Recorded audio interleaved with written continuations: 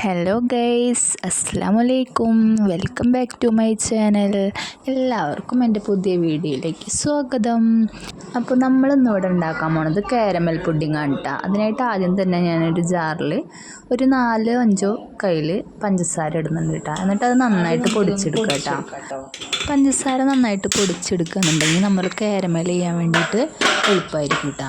നമ്മൾ ഈ പഞ്ചസാര പൊടിക്കുന്നതിലേക്ക് ഏലക്കായ വേണമെങ്കിൽ പൊടിക്കാം. ചിലർക്ക് ഏലക്കായ ടേസ്റ്റ് ഇഷ്ടമുണ്ടാവില്ല. അപ്പോൾ വാനില എസെൻസ് ചേർക്കണമെങ്കിൽ അങ്ങനെ ചേർക്കാം കേട്ടോ. എസെൻസ് നമുക്ക് ഏത് ഫ്ലേവർ വേണമെങ്കിലും ചേർക്കാം കേട്ടോ. അപ്പോൾ നന്നായി പഞ്ചസാര പൊടിഞ്ഞു വന്നിട്ടുണ്ട് കേട്ടോ. നമുക്കതൊരു പാത്രത്തിലേക്ക് മാറ്റി വയ്ക്കാം.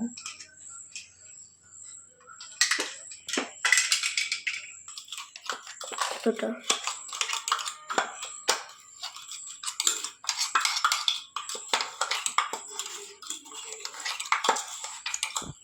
നമുക്ക് കാരമലൈസ് ചെയ്യാൻ വേണ്ടിയിട്ടാണ് കേട്ടോ നമ്മൾ പഞ്ചസാര പൊടിച്ചെടുക്കണത്. പൊടിച്ച് കഴിഞ്ഞാൽ പെട്ടെന്ന് അത് കാരമലായി കിട്ടും കേട്ടോ. അപ്പോൾ അതിന് വേണ്ടിയിട്ട് പഞ്ചസാര നന്നായി പൊടിച്ചെടുക്കാം കേട്ടോ.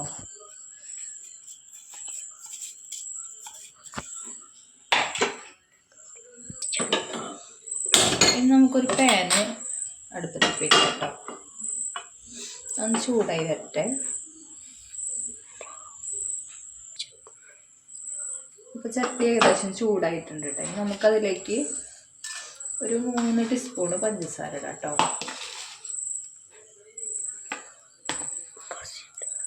അതിലേക്ക് ഒരു 3 കയ്യിൽ വെള്ളം ചേർക്കുന്നുണ്ട് കേട്ടോ.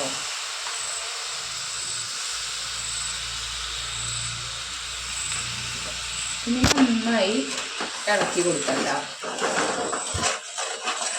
കൈ എടുക്കാതെ തന്നെ ഇളക്കി കൊടുക്കണം കേട്ടോ.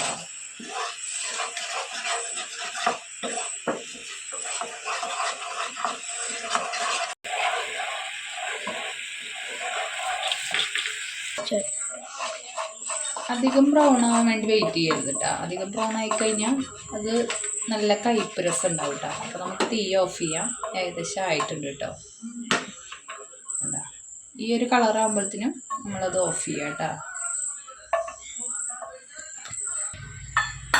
ഇനി ഏത് പാത്രമാണോ നമ്മൾ പുഡിങ് ഉണ്ടാക്കാൻ ഉപയോഗിക്കുന്നത് വെച്ചെങ്കിൽ ആ പാത്രത്തിൽ കാരമൽ ചെയ്തിട്ട് ഒഴിച്ചൊന്ന് സെറ്റാക്കി വെക്കാം കേട്ടോ. ഞാൻ ചെറിയൊരു പാത്രത്തിലാണ് ആക്കണത്. അപ്പം ഞാൻ അതിലേക്ക് ഒഴിക്കുകയാണ് കേട്ടോ.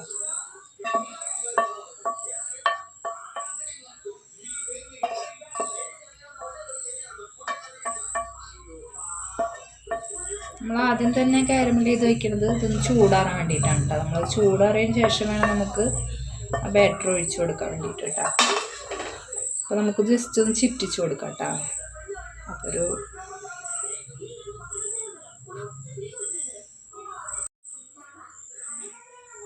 ബാറ്റർ ഉണ്ടാക്കാനായിട്ട് ഞാനിവിടെ 2 കോഴിമുട്ട എടുത്തിട്ടുണ്ട് കേട്ടോ. അതിന് നമുക്കൊരു ബൗളിലേക്ക് പൊട്ടിച്ച് വയ്ക്കാം.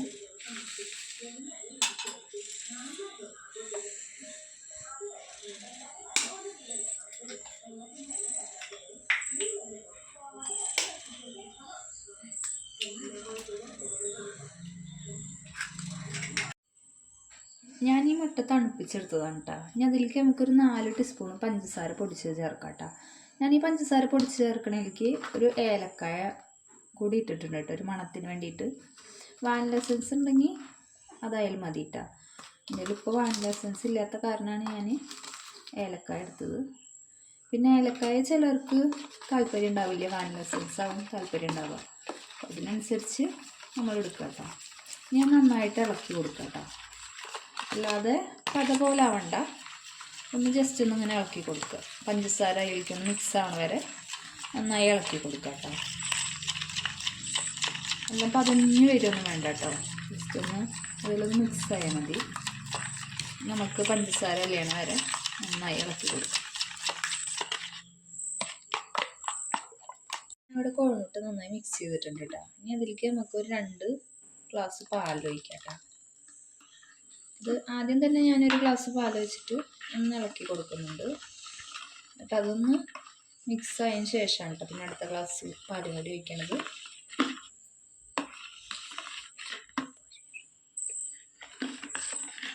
നമുക്ക് അടുത്ത ഗ്ലാസ് പാലും കൂടി ഒഴിക്കാം കേട്ടോ. നന്നായി ഒന്ന് ഇളക്കി കൊടുക്കുക. എല്ലാതും മിക്സ് ചെയ്യണ്ട കേട്ടോ, ജസ്റ്റ് ഒന്ന് ഇളക്കി കൊടുത്താൽ മതി.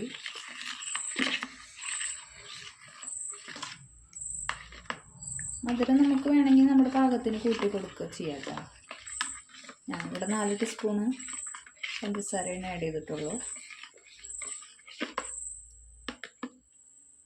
നമ്മുടെ ബാറ്റർ ഇവിടെ ശരിയായിട്ടുണ്ട് കേട്ടോ. വലിയ ലൂസല്ല, ചെറിയൊരു കട്ടിയൊക്കെ ആയിട്ട് ആണ് കേട്ടോ നമ്മുടെ ബാറ്റർ ഉള്ളത്. പഞ്ചസാരയും പിന്നെ അതിലേക്ക് കോഴിമുട്ടി ചേർത്ത കാരണം കുറച്ച് തിക്കായിട്ടാണുള്ളത് കേട്ടോ. ഇനി നമുക്കത് ഒരു പാത്രത്തിലേക്കൊന്ന് അരിച്ച് മാറ്റണം കേട്ടോ. അപ്പോൾ നമുക്കൊരു പാത്രത്തേക്ക് അത് അരിച്ച് മാറ്റാം.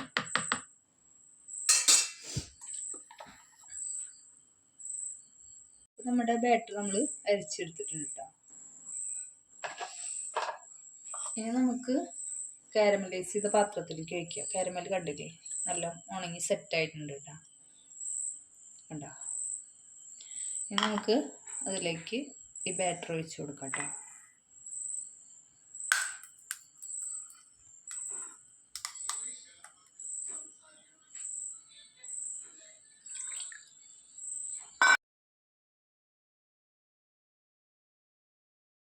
അതൊന്ന് മൂടി വയ്ക്കണം കേട്ടോ. അലുമിനിയം ഫോയിൽ ഉണ്ടെങ്കിൽ അത് വെച്ചിട്ടൊന്ന് ടൈറ്റ് ചെയ്ത് മൂടി വെച്ചാൽ മതി കേട്ടോ. എൻ്റെ കാരണം ഞാനൊരു പാത്രത്തിൻ്റെ മൂടി വെച്ചിട്ടാണ് മൂടി വയ്ക്കുന്നത് കേട്ടോ. ഒരു പാത്രത്തിൽ കുറച്ച് വെള്ളം തിളപ്പിക്കാൻ വയ്ക്കാം കേട്ടോ. നന്നായി തിളച്ച് വന്നാൽ നമുക്ക് നമ്മുടെ ഈ ബാറ്റർ ആവിയിൽ വേവിക്കാൻ വയ്ക്കാം. ആവിയിൽ വേവിക്കുമ്പോൾ പ്രത്യേകം ശ്രദ്ധിക്കുന്നത് കുറേ നേരം ഇട്ട് വേവിക്കരുത്, അപ്പോൾ ആ ഒരു സോഫ്റ്റ്നെസ്സും ഒക്കെ കുറയും കേട്ടോ. അപ്പോൾ നമുക്കൊരു 10 മിനിറ്റോ 15 മിനിറ്റോ അത് നോക്കിയിട്ട് വെന്തോ നോക്കിയതിന് ശേഷം നമുക്ക് അത് ഇറക്കാം കേട്ടോ. അപ്പോൾ വെള്ളം തിളക്കട്ടെ, അതുവരെ നമുക്ക് വെയിറ്റ് ചെയ്യാം കേട്ടോ. നമുക്ക് വേണമെങ്കിൽ ഇഡ്ഡലി പാത്രത്തിൽ ഇട്ടിട്ട് ആവിയിൽ വെക്കാം കേട്ടോ. ഞാനിവിടെ ഒരു ബൗളിൽ ഈ വട്ട് വെച്ചിട്ടാണ് കേട്ടോ ഞാൻ ആവിയിൽ വേവിക്കണത്. അപ്പോൾ നമ്മുടെ വെള്ളം ഇവിടെ നന്നായി തിളച്ച് വന്നിട്ടുണ്ട് കേട്ടോ. നമുക്ക് സിമ്മിലിട്ടിട്ട് ഈ ബാറ്റർ നമുക്ക് വേവിക്കാൻ വയ്ക്കാം കേട്ടോ. നമുക്ക് മെല്ലെ അതിലേക്ക് ഇറക്കി വയ്ക്കാം കേട്ടോ. നമ്മൾ പ്രത്യേകം ശ്രദ്ധിക്കേണ്ടത് ഒരു 14-15 മിനിറ്റ് നേരം വേവിച്ചാൽ മതി കേട്ടോ. അതിലും കൂടുതൽ വേവിച്ച് കഴിഞ്ഞാൽ അതാകെ പിരിഞ്ഞു പോകാൻ സാധ്യതയുണ്ട് കേട്ടോ. അപ്പോൾ ആ ഒരു ഭംഗി കിട്ടില്ല കേട്ടോ പുഡിങ് കാണാൻ. നമുക്ക് ജസ്റ്റ് ഒന്നൊരു 10 മിനിറ്റ് കഴിഞ്ഞാൽ നമുക്കൊന്ന് തുറന്ന് നോക്കി നോക്കാം. അപ്പോൾ ഏകദേശം ആയിട്ടുണ്ടെന്ന് പറഞ്ഞു കഴിഞ്ഞാൽ നമുക്കത് അറിയാൻ പറ്റുമല്ലോ. അപ്പോൾ ഞാനിവിടെ ആവിയിൽ വേവിക്കാൻ വെച്ചിട്ടുണ്ട് കേട്ടോ. അലുമിനിയം ഫോയിൽ ഉപയോഗിച്ചിട്ടാണ് നമ്മളത് മൂടി വയ്ക്കണമെന്നുണ്ടെങ്കിൽ ഒരു സ്റ്റിക്ക് ഉപയോഗിച്ചിട്ട് അതിൻ്റെ നടുവിലൊരു ഹോൾ ഉണ്ടാക്കി കൊടുക്കണം കേട്ടോ. പുഡിങ് വേവിക്കാൻ വയ്ക്കുമ്പോൾ നമ്മൾ ചെറിയ തീയിൽ വേണം ഇടാൻ കേട്ടോ. സിമ്മിലല്ല, അതിനെക്കാട്ടിലും കുറച്ച് കൂട്ടി വെച്ചിട്ട് വേണം നമ്മൾ പുഡിങ് വേവിക്കാൻ വേണ്ടിയിട്ട് കേട്ടോ. ഒരു 15 മിനിറ്റ് നേരം നമുക്കത് വേവിക്കാം കേട്ടോ. അപ്പോൾ നമ്മുടെ പുഡിങ് ഇതാ നല്ല കുന്തി വന്നിട്ടുണ്ട്. നമ്മൾ പുഡിങ് കുക്ക് ചെയ്യാൻ വെച്ച് കഴിഞ്ഞാൽ അതിൻ്റെ ഉള്ളിൽ നല്ല ഹാർഡാവും കേട്ടോ. അപ്പോൾ ഇനി നമുക്ക് നമ്മുടെ പുഡിങ് വന്നിട്ടുണ്ടോ നോക്കാം കേട്ടോ. അതിനായിട്ട് ഞാനിവിടെ എടുക്കണത് ഒരു സ്റ്റിക്കാണ് കേട്ടോ. അത് വെച്ചിട്ട് ഞാൻ കുത്തി നോക്കാം കേട്ടോ. അപ്പോൾ വെന്തിട്ടുണ്ടെന്നുണ്ടെങ്കിൽ അത് കുത്തി കൊടുത്തു കഴിഞ്ഞാൽ ആ സ്റ്റിക്കിൻ്റെ മുകളിലൊന്നും പിടിക്കില്ല കേട്ടോ.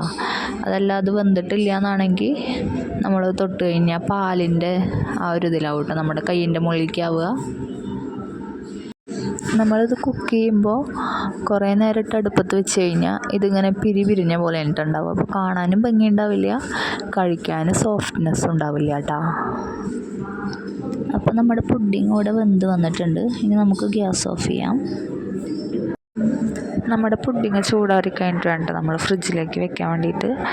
ഞാൻ ഫ്രീസറിലല്ല കേട്ടോ വെക്കുക, നമ്മൾ താഴത്താണ് കേട്ടോ വെക്കേണ്ടത്. ഞാൻ രാത്രിയാണ് കേട്ടോ ഞാൻ പുഡിങ് ഉണ്ടാക്കിയേക്കണത്. അപ്പോൾ ഞാൻ രാവിലെയാണ് അത് മാറ്റി വെച്ചേക്കണത് കേട്ടോ. ഒരു 6 മണിക്കൂർ നേരം ഞാൻ ഫ്രിഡ്ജിൽ വെച്ചിട്ടുണ്ട് കേട്ടോ. ഇപ്പോൾ അതേ നമ്മുടെ പുഡിങ് ഇവിടെ നല്ല സെറ്റായി വന്നിട്ടുണ്ട് കേട്ടോ. നമ്മുടെ പുഡിങ് ഇവിടെ റെഡിയായി വന്നിട്ടുണ്ട് കേട്ടോ. നമുക്കതൊന്ന് ജസ്റ്റ് ഒന്ന് ഇളക്കി കൊടുക്കാം കേട്ടോ, ഒന്ന് വിട്ട് വരാൻ വേണ്ടിയിട്ടാണ്. അപ്പോൾ നമ്മളിവിടെ ഇളക്കി ഒന്ന് സെറ്റാക്കിയിട്ടുണ്ട്. ഇനി നമുക്ക് അതൊരു പാത്രത്തിലേക്ക് മാറ്റാം കേട്ടോ.